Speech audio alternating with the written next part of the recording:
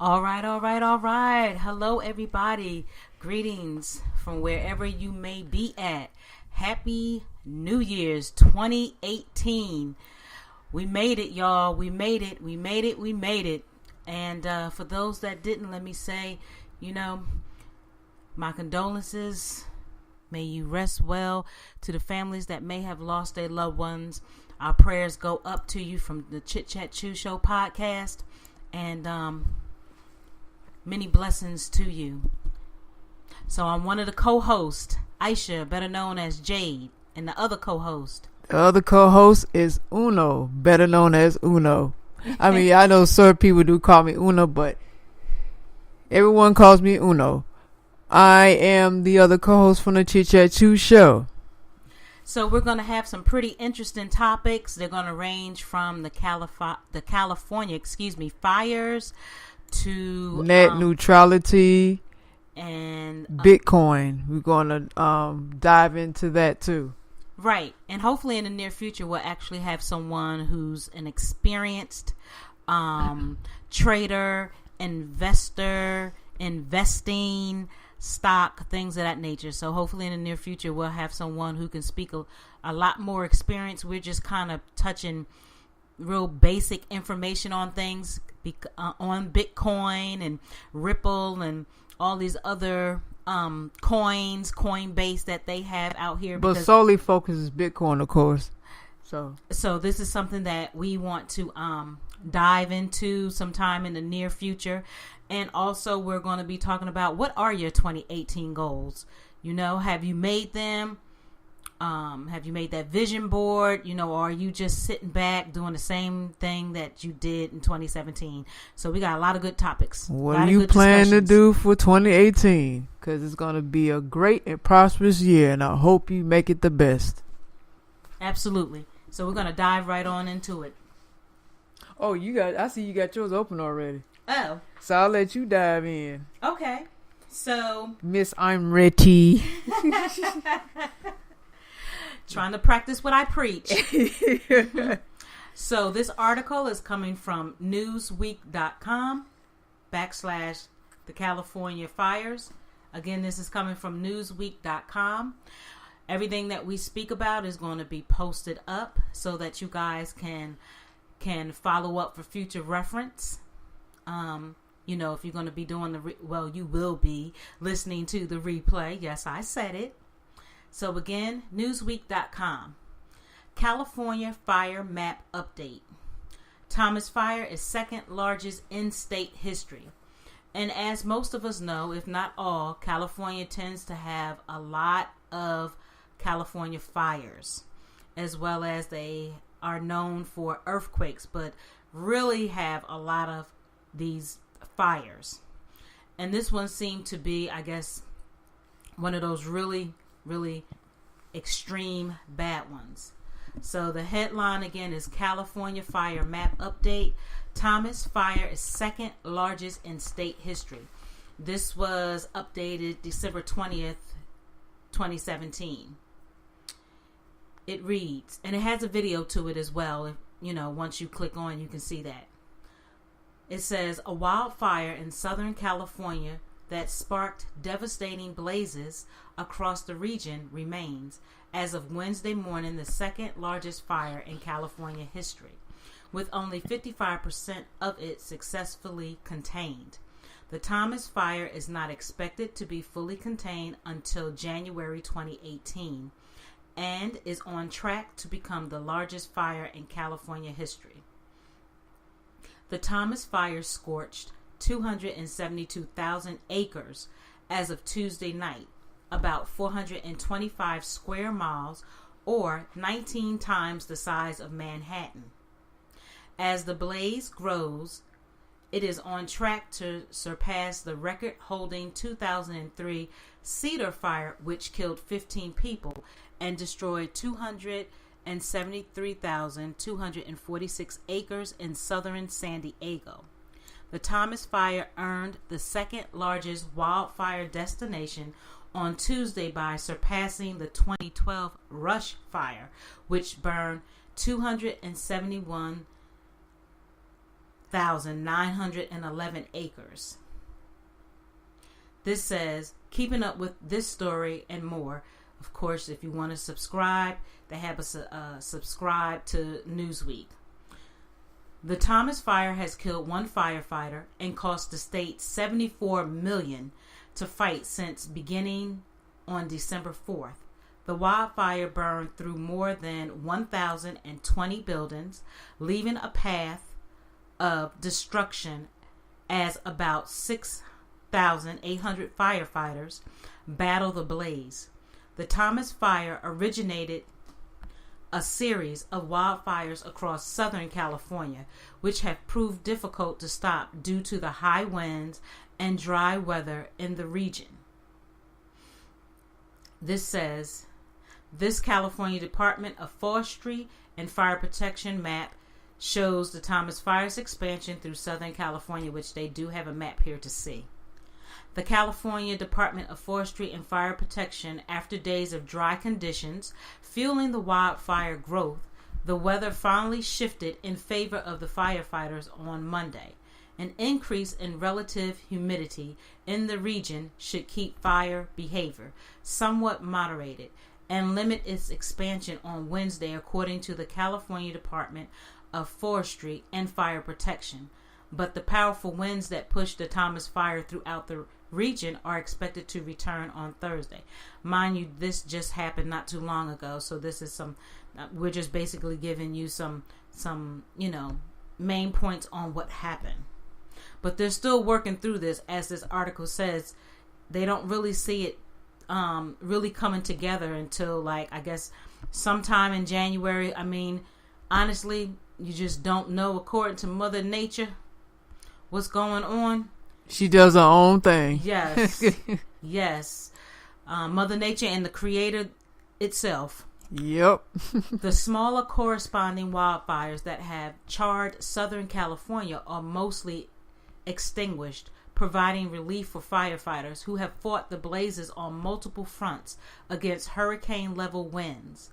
The focus has remained keeping the fires away from California's most populated regions while limiting fuel for expansion.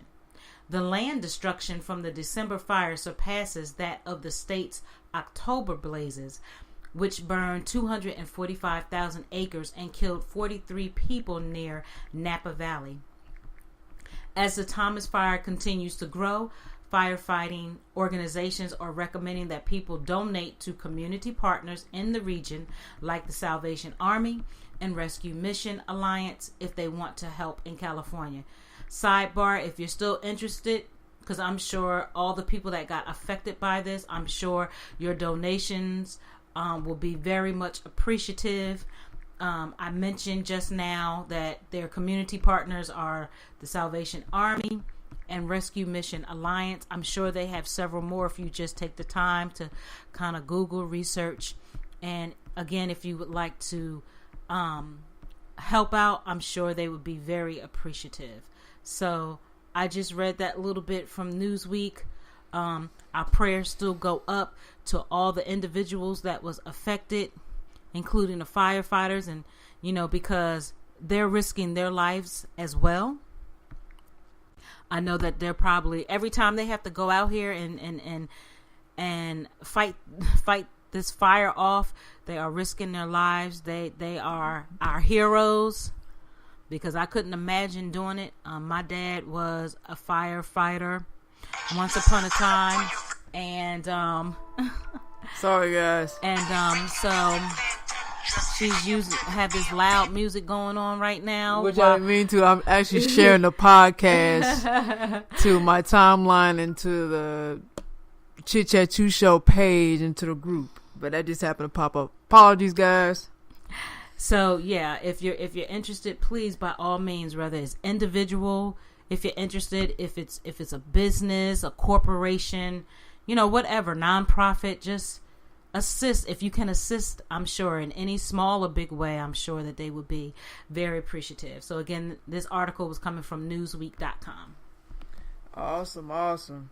And what you said about your father being a firefighter, like my grandfather was of firefighters.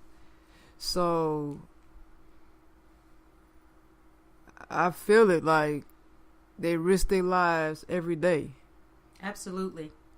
And it is a dangerous job, so my hat's off to you guys. Anyone that's in the firefighter department or just in that field dealing with fires, my hat's off to you. I respect what you do and saving millions of lives, because I know it can be difficult, it can be challenging, but I know that comes with the job, so I just respect what you guys do.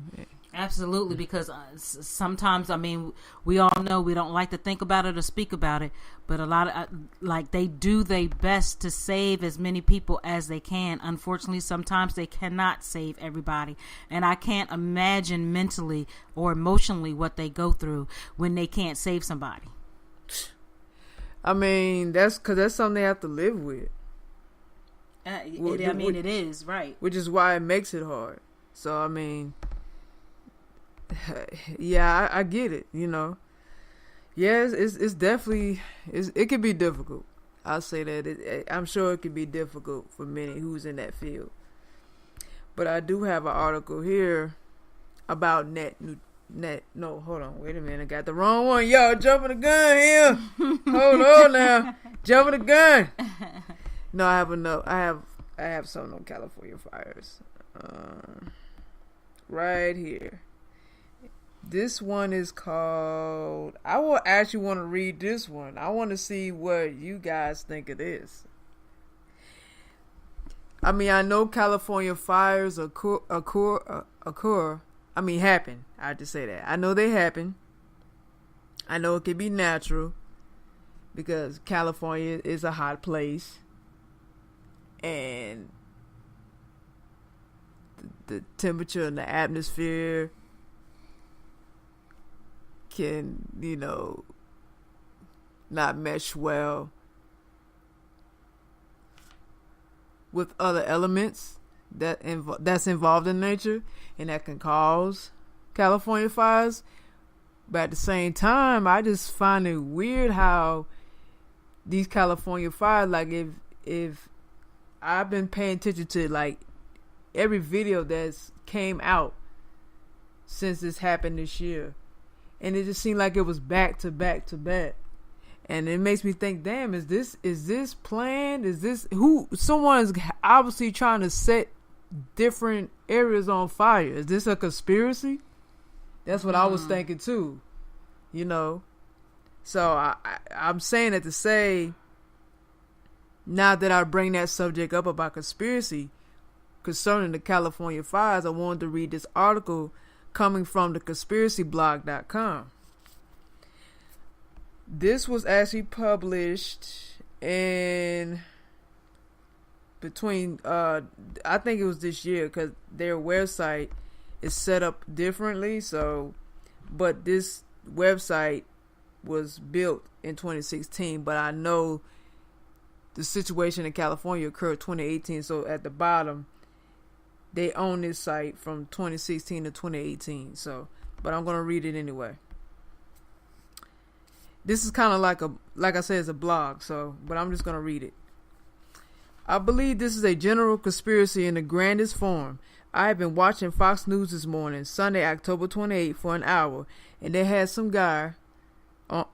So they had some guy on talking about the financial effects of the fires, but no talk about arsonists or firefighters who lost their lives. Why? 3 firefighters died at the scene and 2 were hospitalized in critical condition. One of those 2 died several hours later. The other had burns over 95% of his body, boss said. Another official believed the blaze was set just as the winds picked up in order to maximize destruction. Riverside County Sheriff Bob Dole dispatched homicide detectives to the scene to work with FBI agents during the investigation. Authorities plan to offer a $100,000 reward in the case. Turn that scum in, please, Riverside County Supervisor Marion Ashley said, Fox News. This happened 3 days ago. Anyone hear of this before now? Mr. Schwarzenegger knew about this when he knew about it when he gave a press conference on Thursday with Mr. Bush. It's a very sad day for California, Mr. Schwarzenegger said in the state capital, Sacramento, on Thursday.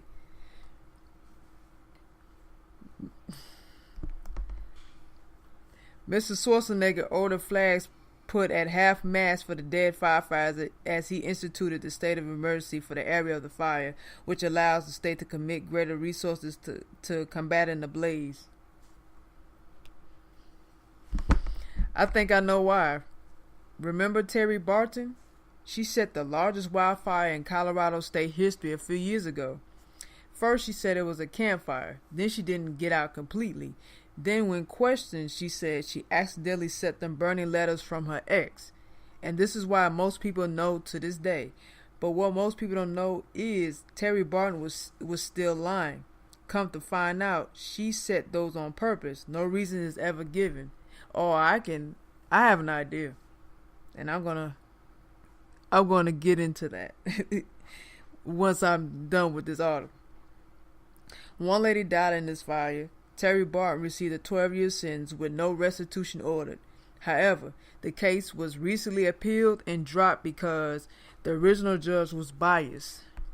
During the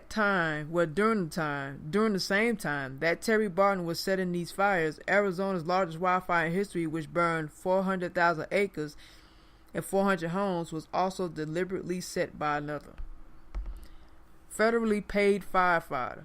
I'm shocked and with a lot of other people in a state of disbelief, said Regional Forest Rick Cables of the U.S. Forest Service, Rocky Mountain Region. I'm saddened to say that one of our employees has to star in the fire.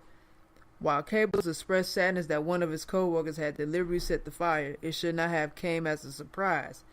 Barton's actions fit a disturbing pattern in recent years of government workers deliberately setting fires. That's the part I was going to get into. Okay, I'm going to keep reading. Deliberately setting fires on lands removed from private ownership and entrusted to the government. Federal fire starts Arizona blaze. Another such fire, in fact, was set in Arizona and began raging out of control the very day the media reported the discrepancies and Barton's claim that she had inadvertently ignited the Colorado fire with her husband's letter. On June 30th, a contract firefighter for the Federal Bureau of Indian Affairs was charged with deliberately starting a fire outside the Fort Apache Indian Reservation. That blaze erupted into the largest wildfire in history. Leonard Gregg admitted starting the fire as well as another one that was quickly extinguished in order to gain work. Gregg worked as a contract firefighter for the federal government and he was paid according to how often he was called to fight fires. Prison sentence tossed out for Terry Barton. Then Adam Hosley reports in his blog a comment from a firefighter that he pictured. So the blog comment is, here we go. Adam, my name is Ryan Ronaldo. I am the one in this photo. I just wanted to say thank you for taking this great picture, and also that you were correct in saying that the picture says it all.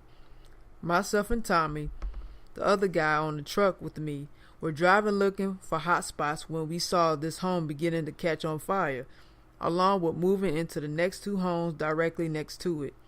As I was making radio contact for additional engines to come to our location, Tommy and I stretched out our hoses and rushed to stop the spread of the fire to the next two homes until additional firefighters arrived. And even though all the firefighters on that location were able to save two homes, it's still hard to see one get lost. I give my heart's best wishes and prayers to the family of that home. Best wishes, Ryan Ronaldo Water Tenders. Two questions here. If you saw the house starting to burn and you were right there, how come it burnt to the ground? Another question. Who is Ronaldo Water Tenders and why are they driving in a county fire truck if they are contract firefighters, which they are indeed? Turns out Ronaldo Water Tenders is contracted by the federal government, specifically Colleen Hightower USDA. Here's what I think since I watched Endgame yesterday. These fires are started to clear out landowner problems. For implemented the federal highway system linking Mexico, U.S., and Canada. A clear step towards the North American Union. There are inherent benefits to the perpetrators such as insurance fraud, intelligence gathering, and general fear mongering and propaganda, making people think that FEMA has stepped in to save the day. Just keep this in mind. The U.S. Navy has a guided missile cruiser sitting off the coast to assist in the evacuation. So, Navy, 10 fire trucks and 40 firefighters. Brush truck designed to fight wildfires. 2 SH-60 Seahawk helicopters.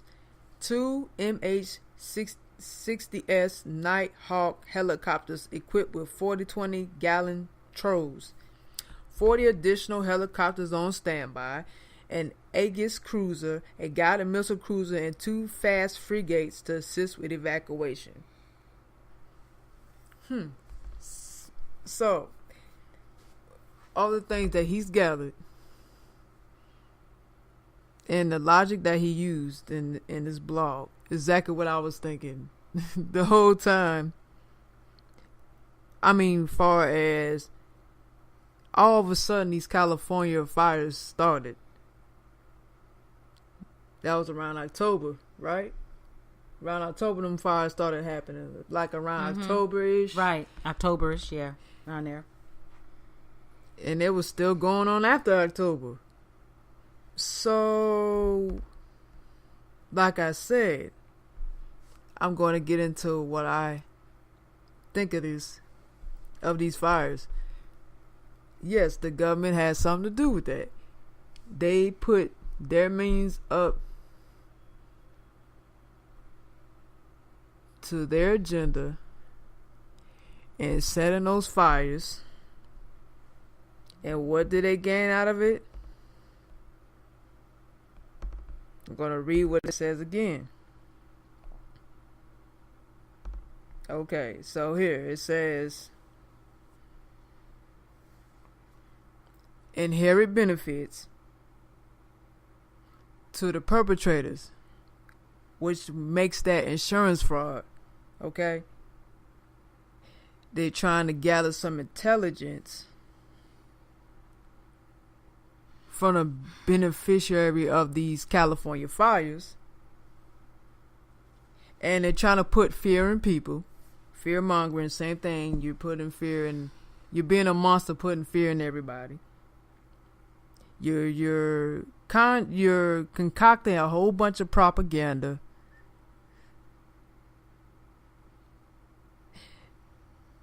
which that contains the news media, these media sources. And I'm talking about websites like, CNN, it could be NBC, it could be The Root, it could be Insider, it could be whatever major publication. The government funds pushing propaganda to major media outlets so that people think that they're going to be saved by these fires. That's when FEMA comes in. So basically they created a Hegelian dialect. That's what they're creating. So they create the problem, they get a reaction, and there's a solution. You have thesis and antithesis. If you guys don't know about Hegelian dialect, I suggest you research it. A lot of these things that have occurred in the United States of America is a bunch of conspiracies, and it all falls under the method of Hegelian dialect. That includes 9/11, That includes Sandy Hook. That includes Las Vegas shooting. That includes what's something else? Any major event. Name one that comes to mind. You said CNN. No. When I said Hegelian dialect, I'm saying they use that method in every false flag event, which is, it could be Las Vegas shooting, it could be Sandy Hook, it could be the Post nightclub incident. I mean, it could be anything, honestly. I mean offhand, Haiti. It could be Haiti, Libya. Yeah. Didn't something happen in Somalia? Somalia, rather. Yeah. I want to call it Somalia. Many. Texas. Yeah. It could be anything. Anything to throw you like a monkey wrench, as they say. That's why we always say you have to be attentive. You have to use your discernment. Exactly. Right. Mm-hmm. That's true. And what you said is true. What you're saying. So yeah, so from what the blogger is saying, I agree 100% of what he said. That's exactly the angle that the government is trying to push. They're trying to get some financial gain and power structure from this whole situation. That's all it is. But I want you guys to look up Hegelian dialect. Hegelian dialect. And give you a whole breakdown of what it is. I gave you just a little bit. I can't get full into it because this is not the show for tonight. Maybe another time, but you're going to do the research on your own time, your own discretion. But I wanted to read that article. I wanted to know what you thought about that. Okay, I'm getting so many things on my phone right now. Goodness. Okay, so I wouldn't, first of all, like I always say, things don't really surprise me in life. Not anymore. Now, it may disappoint me. It might even give a little shock, but I don't put things past people. And I've always thought the government is a conspiracy. They do a lot. They control a lot. And so when these things happen, unfortunately, I just feel like the government, or higher ups, if you will, have a large part to play in a lot of these situations, unfortunate situations, or unfortunate accidents, killings that we see and read every day, just about. So it's not surprising to me. It wouldn't be a surprise if something was to ever pop up and something would be government related, or again, higher ups. Yeah, I agree. You know, they don't really care about lives being taken, lives lost. I don't quite understand what they're benefiting from it. But this is a sad, cruel, sick world we live in. And people need to wake up. You can look at whatever you want to look at, as we stated in yesterday's show, previous shows. Look at what you want to look at. However, take time to research this other stuff. They do this diversion because a lot of people just brush it off or don't want to deal with it, or be like, whatever, like just whatever. But it's real talk. It's not important in It's life. not important. Like, real rap is very important. It doesn't have to. It don't concern them. That's how they feel. Right. But me just being a humanitarian, even if I try not to be, it's just in my DNA being a humanitarian. being a Pisces, as I've said before, I'm very intuitive. I'm learning to work with that intuition thing. I feel other people's happiness or pain. No, I'm not no psychic. I don't claim to do all that. But I feel like the gift that I have when I feel things, sometimes I see things before it happens, almost like a deja vu, like I see it and then boom, like it's happening. Like I didn't see this fire thing happening, but what I'm saying is that we have to pay more close attention to signs and situations and stuff. That's true. That's what I'm trying to say. Being to this. aware, right? Being very and much being aware. in tune. Yes. That's an appropriate word. Being in tune. Mm-hmm.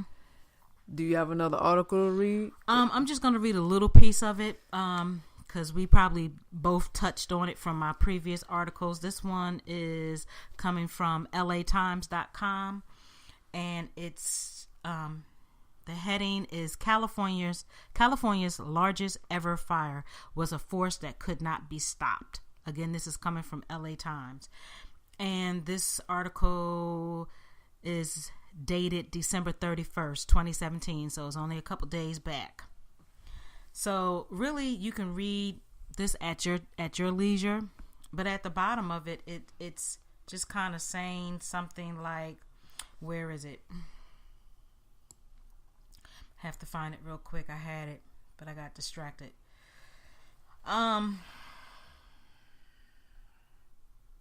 Lost what I wanted to say. This might not. Okay. I didn't go down far enough. My apologies, people. So it's a long article. That's why I'm not going to read all of it. Is that person there distracting you? Kind of, yes, sort of. But I'm just trying to. I don't know where it's at. I just lost. Yeah, you what might I want wanted to look. Tune that person out because they're a big distraction. It was snowing, blah, blah, blah, blah. Okay, so let me just knock because I get alerts and I'm just going to have to get back to that individual at another time.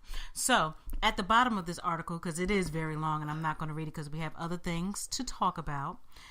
It says, such were the questions of the new fire era.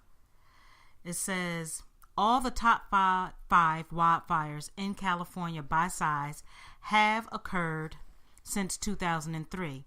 It is a cliche by now for commanders at every big fire to say they have never seen anything like this. And what you just said, and that little part I just said, tends to make me think that this was set up. These people live here. They know what these wildfires are. They know what these earthquakes are. And it just seems like every time a fire happens in California, it's getting bigger. It's getting more intense. It's getting worse. It's killing our natural habitat. It's killing people. Right. Animals. Losing lives. Animals. Because they're important too. Oh, yeah. You know, and it's more intense. We need all of it. It's a balance. Exactly. Right. Yeah, you're right. But Kevin Chargois, an engine captain from San Bernardino National Forest, overseeing the backburn, had to deal with conditions he says he honestly never encountered during regular fire seasons. For one, at 4,500 feet in December, his hoses and valves kept freezing at night. The crews had to wait for them to thaw in the morning to use. Here we are, a few days before Christmas, 16 days of fire, and 15 have been red flag warnings for Santa Ynez, he said. As he spoke, the air was getting moist, and the backfire was not taking off like they wanted it to. They brought out a flame-throwing terror torch to blaze it up, but the weather kept getting colder and more humid. Bad for their backfire effort, but good to dampen the main fire. Their prescribed burn was petering out. An onshore wind picked up. Suddenly, they were quickly packing up the trucks to get out while they could. It was snowing. So it's just sounding real suspect. Mm-hmm. Like this was set up. Yep. This was planned. I mean, they trying to use their hose and they can't because it freezes up. I don't believe that. I don't believe that at all. Like, it's crazy. The hoses and valves kept freezing at night. The crews had to wait for them to thaw in the morning to use. So in the meantime, things are still burning down. The natural habitat, the houses, people dying, animals dying. I mean, it's just that's a sad. cop out. That's right. the excuse that they have for that. And there's alternatives to put fires out, so that's no excuse. That's just a way to pacify people so people won't be suspicious or investigate. Right. We all know, like we said yesterday in a pre-recorded interview, the police department has a code of ethic. Sadly, the firefighters have codes of ethic. Not to say that they may not have. Some of them have played a part in this as well. Sadly, they probably was paid off. Becoming more evil, twisted. The people in the world, yes, yeah, it's getting crazy. It's not the world; it's the people in the world. In the world, how corrupt and evil they are. You know, all in the sake of money. Right, money and power. Yeah, that's it. That's dangerous. Very, very dangerous. Yeah, I won't want to be I won't want to be around nobody that all they talk about is money, money, money. You worship money, because then how I look at you, I know you'll cross me for money, and I won't want to associate with nobody like that. True. So I stay away from them kind of people.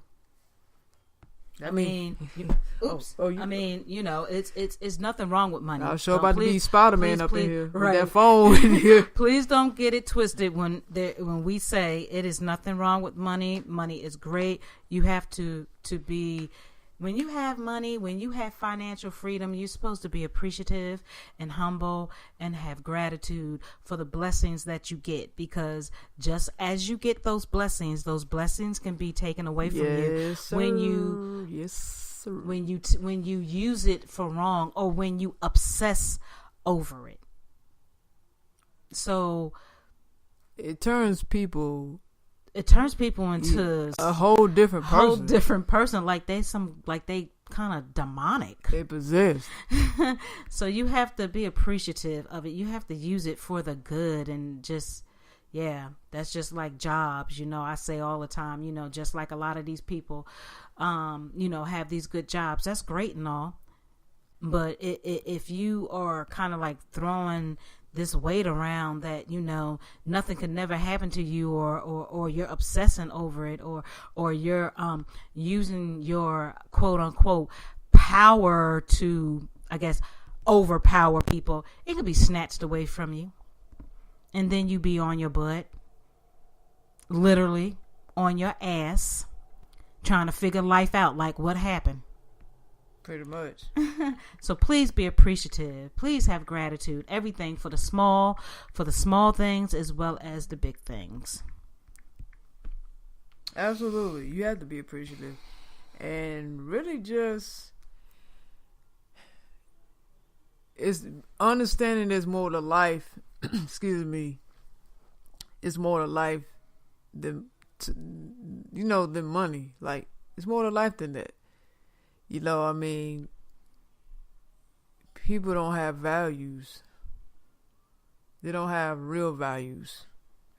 Their values are superficial. I mean, when it's all said and done, let's keep it real. You talk about money's this and money that. Well, it might not make me happy, but at least I could be depressed and have money than be broke and be depressed. Well, listen here. You can't go to your grave with the money either. You die. You don't take nothing with you. Nothing with you at all. It's nothing like having a peace of mind, having wealth. I mean, I'm not talking financial. I'm talking about your mental, your spiritual, your physical. Having people that care about you, family, real true friends, a relationship, like appreciating nature and being able to breathe. Like, those are things that folks should cherish and obsess with. Absolutely. I'm not saying obsessed to kill your damn partner. I'm not saying that. I'm just saying being very appreciative and enjoying that.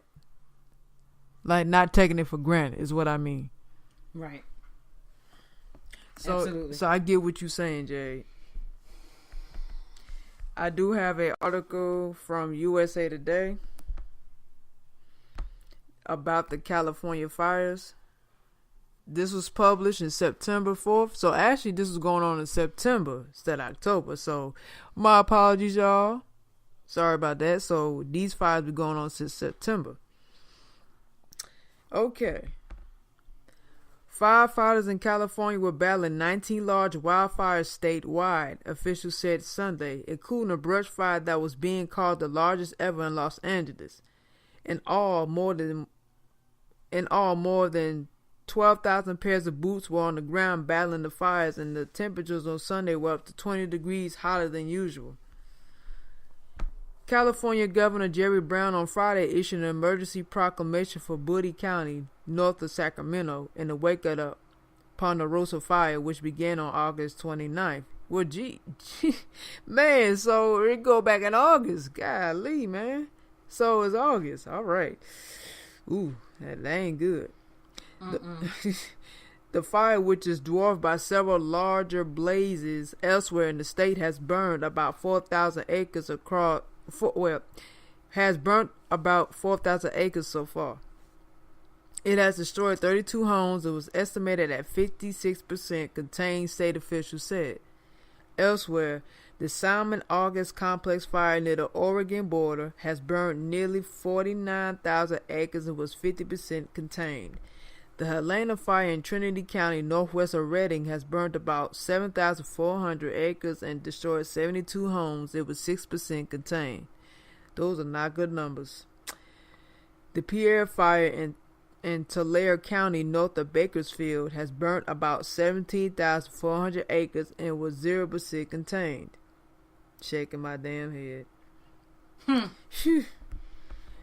In the Pierre fire, a mandatory evacuation order was in place near the town of Springville, with more than 1,200 firefighters on site. But a few residents chose to stay to look after their properties and help firefighters. We have some grit to stay here, Michael Ray told KMPH-TV. I know it was mandatory. I was afraid to leave, but they won't let you back in.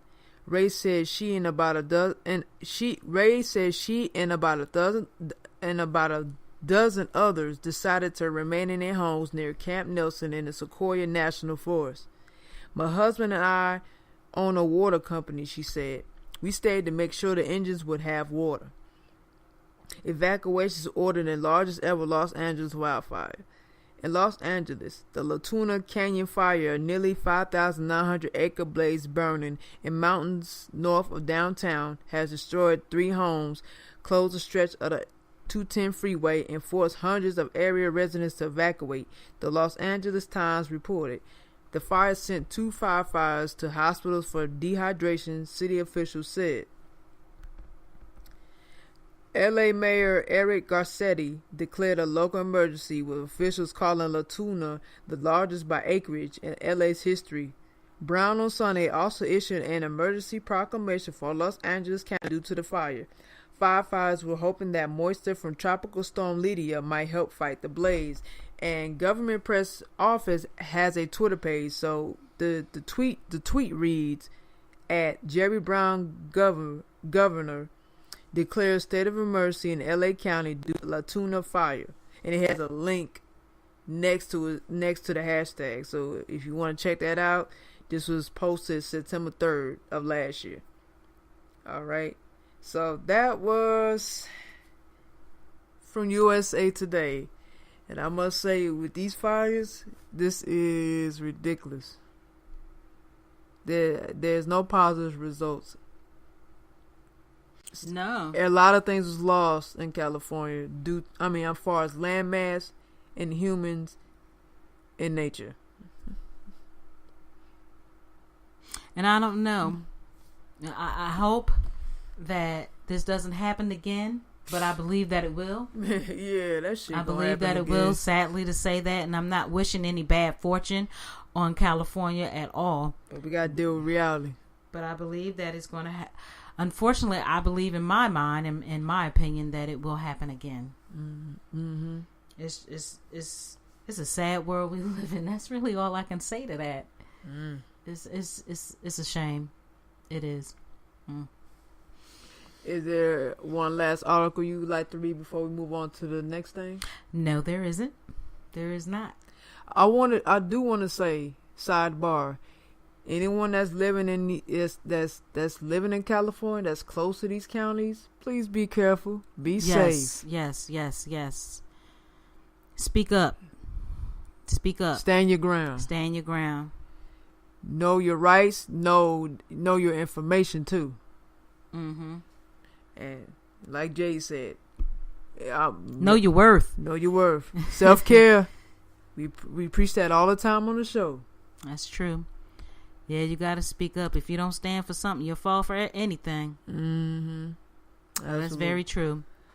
So we're going to move on to our next discussion, which is net neutrality. And I will kick it off with one.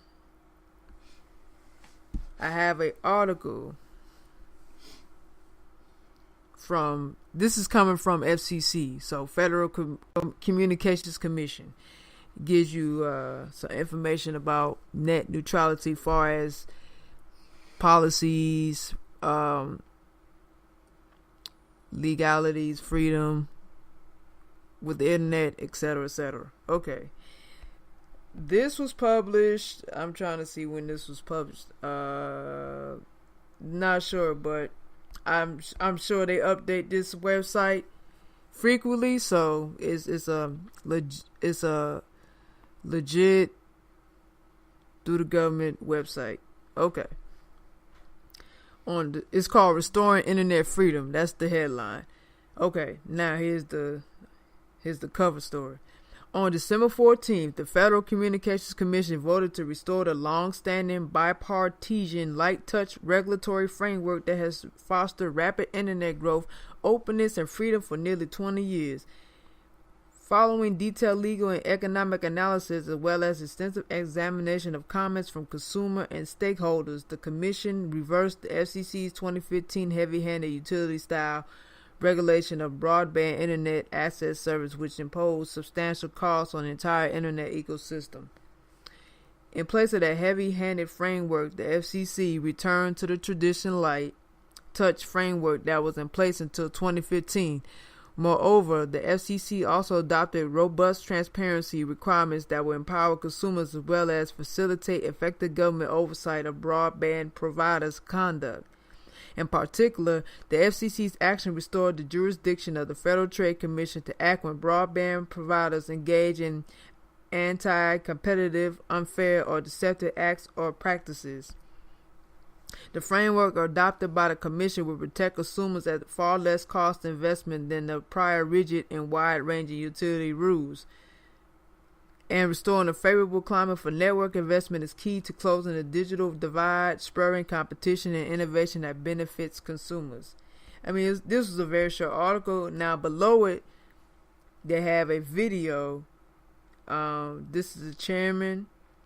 He's the chairman of Restore Internet Freedom Order. And there's a quote under that says, that says, what is responsible for the phenomenal development of the internet? It certainly wasn't heavy-handed government regulation. Quite the contrary. At the dawn of the commercial internet, President Clinton and a Republican Congress agreed that it would be the policy of the United States to preserve the vibrant and competitive free market that presently exists for the internet. unfettered by federal or state regulation. This partisan policy worked. Now, if you want to check the video out, please visit the website www.fcc.gov, and you can get some clarification in what the chairman is talking about. Cool. Do you have an article? I do. But see how they trying to regulate. I see how they trying to regulate the government. This came out of nowhere. Oh, I mean, yeah. As things always do, they forever coming out of nowhere. This government and these higher ups, boy. Because they really don't want you to express yourself on the open web. Express your freedom of speech. Mm-hmm. Tell your truth. Speak your truth. Telling people, warning and making people aware what's going on in the world. They're trying to refrain people from expressing themselves and telling the issues and matters that's going on all across the board. Control. That's also all it comes down to. Right. So what I have is from Wikipedia. Just be mindful of Wikipedia. But I will read what they have here to kind of give you a intro, if you will, of in addition to what Uno read. So net neutrality is the principle that internet service providers must treat all data on the internet the same and not discriminate or charge differently by user, content, website, platform, application, type of attached equipment, or method of communication. For instance, under these principles, internet service providers are unable to intentionally block, slow down, or charge money for specific websites and online content. The term was coined by Columbia University media law professor Tim Wu in 2003 as an extension of the long-standing concept of a common carrier, which was used to describe the role of telephone systems.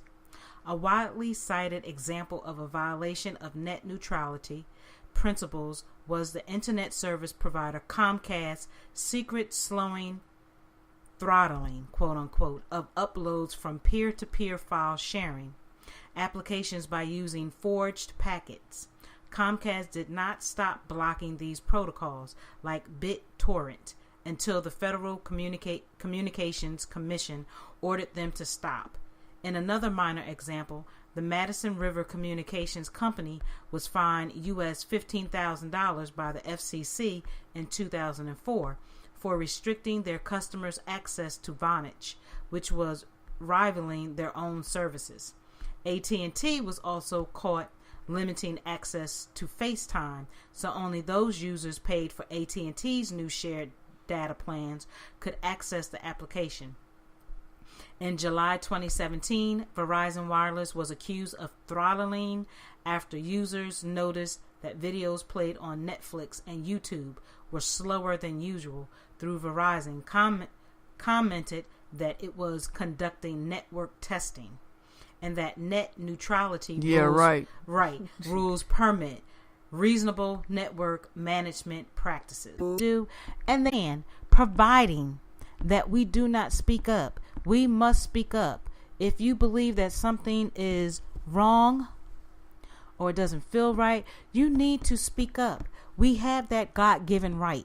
That's true. To speak up instead of just letting things just blow over or just sweep them under the rug like, like I don't want to deal with it or like it's not happening. Right. Or, it'll get better. No, it's not. It'll get better if you fight for the justice that you believe in. That's what we as a people have to do. I agree. I mean, you gotta fight. Because, if you don't fight for something, you'll fall for anything. And we allowing the government to take our whole life away. Every aspect of our lives, we allow them to take it away. They already done took it away. So the question is, what are we going to do about it? They're in the wrong. Our lives are in the hands of the wrong people who are controlling this world. It's supposed to be following the so-called Constitution and honoring the fellow people of America, the citizens, but they're not doing such. They want to dictate how we all should live, and it shouldn't be that way. So yeah, we're gonna have to fight, because nothing's gonna come easy. I hope you don't think it is. You're just gonna sit by and be like, oh well, it'll blow over, and we're gonna continue to have net neutrality. I mean, you don't know that.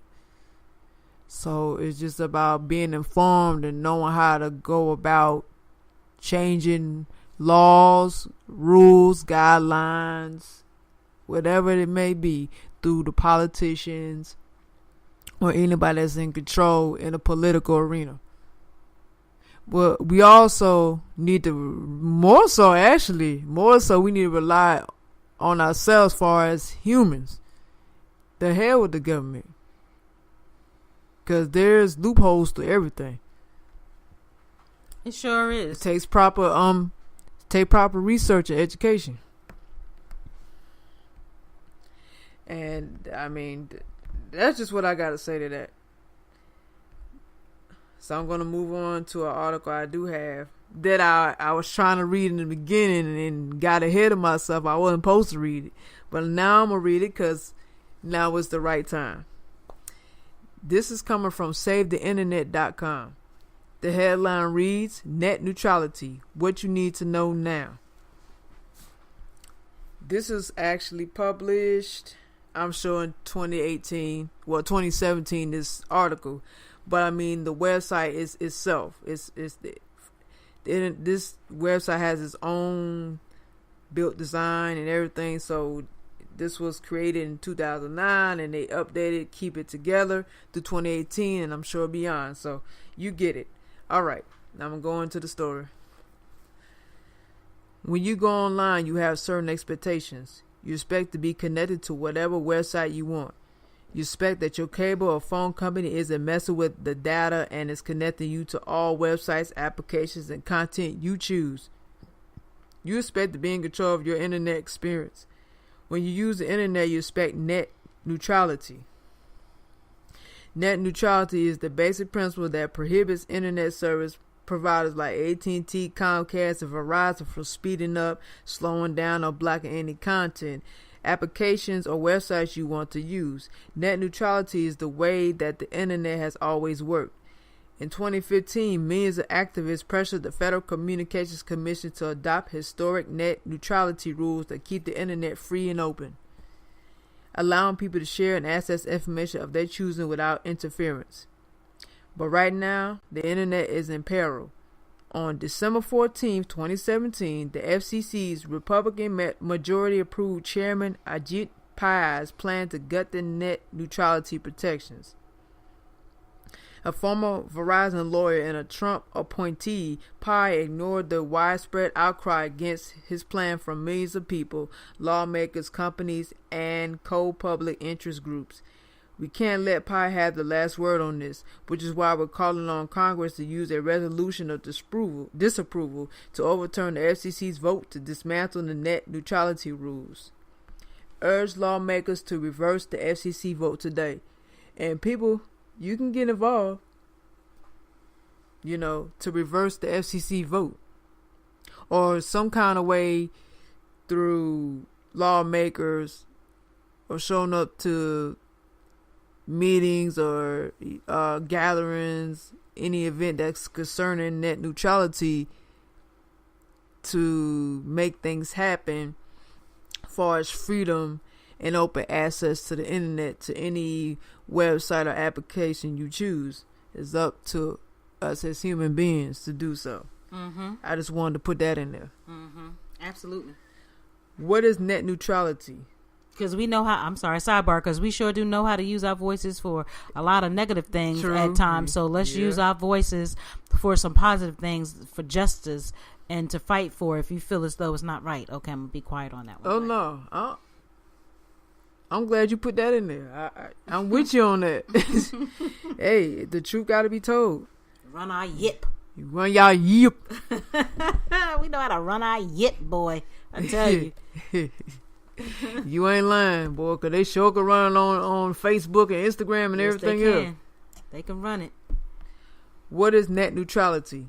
Net neutrality is the internet's guiding principle. It preserves our right to communicate freely online. Net neutrality means the internet that enables and protects free speech. It means that ISPs should provide us with open networks. It shouldn't block or discriminate against any applications or content that ride over those networks. Just as your phone company shouldn't decide who you call and what you say on that call, your ISP shouldn't interfere with the content you view or post online. The internet without net neutrality isn't really the internet. So the internet needs to be obsolete then. Honestly, if that's the case. What will happen to the internet now? Without the net neutrality oppression, you don't need internet to start a movement, guys. You don't need technology to strategize a plan and make things happen for you and other people that stand on something. Y'all forgot, before internet came on the scene, it was just word of mouth, or you send letters. And then came computers came later on centuries later the internet came along, but before that you had phones. Right. No texting though, just phone. You call and y'all speak on the phone. Not cell phones, I'm saying phones. So it started with word of mouth, letters, then phones, but there's just a regular phone, landline. Then it started from that. Then it went to cell phones. Some pagers. Pages. Then cell phones. You had the texting now and emailing. So the internet, emailing came later, and then everything else came after. We did a lot more talking back in the day. Like, we did a lot more interaction. Right. As far as, the landline. We congregate. Right. And so it was a little more personal than it is now. And I'm guilty. It's antisocial. I'm guilty a lot of times, especially when people trying to hit me up and they want me to give counseling services while I'm at work. Baby, I can't. Right. I can't always do that. And a lot of times they get into their feelings because I may not pick up the phone. However, I do tell you when I text you back that I am at work, or I might actually be busy, because I'm the type of person, if I don't want to be bothered with you, I'm going to let you know I don't want to be bothered with you. So we're not going to do the sugarcoating and you try to figure out, well, do Jade want to be bothered with me or not? Because I am going to let you know. However, when I am busy, I need people to respect that. I can give you resources, text you resources, but I cannot pick up the phone all the time, especially during the day when I'm working. But I will say that we as people, we have really gotten caught up with social media. We have. We become disassociated. We do. It makes millions of people dissociated. We don't actually, when we do have the time, actually pick up the phone and have a conversation. You can't even have one. We text. We are texters. A lot of us. We are texters. We are message us in Facebook, or message us in Instagram or Twitter. And let's email each other. All that. We please don't say, oh well, I don't do that. Stop lying, because you do. We do that. And I'm not knocking anybody, but I'm just saying that we have lost touch and sight of it. Yes, we have. I'm guilty. I'm not gonna lie. I am guilty, honey. I will text you to death. But I'm saying, when you get on the phone though, it's dead silent. It's dead silence because no one knows how to start an engagement of a conversation. Right. If y'all happen to meet up face to face, man, I hope you have. How is that gonna happen? Some of us, we have conversation.